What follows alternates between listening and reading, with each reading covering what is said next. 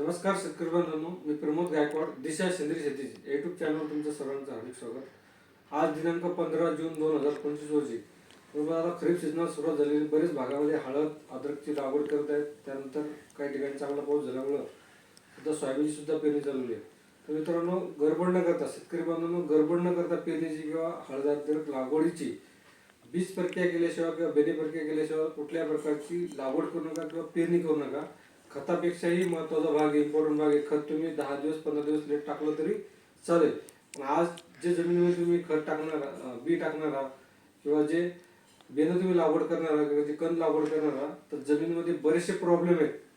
बरेचसे म्हणण्यापेक्षा बुरशी आहे, त्यानंतर बरेचसे शत्रुकीड आहेत। जे कंद असेल, जे बी असेल, ते कुजवायचं काम करतात, सडायचं काम करतात। त्यामुळे सडकण असेल, मूळकुज असेल, पुढं समस्या याच्या करपेच्या सुद्धा भरपूर समस्या येतात। त्यामुळं ग्रीन प्लॅनेट बाय प्रोडक्ट या कंपनीचं जे ST नावाचा प्रोडक्ट आहे, याची बेणे प्रक्रिया बीज प्रक्रिया केल्याशिवाय पेरणी करू नका किंवा लागवड करू नका।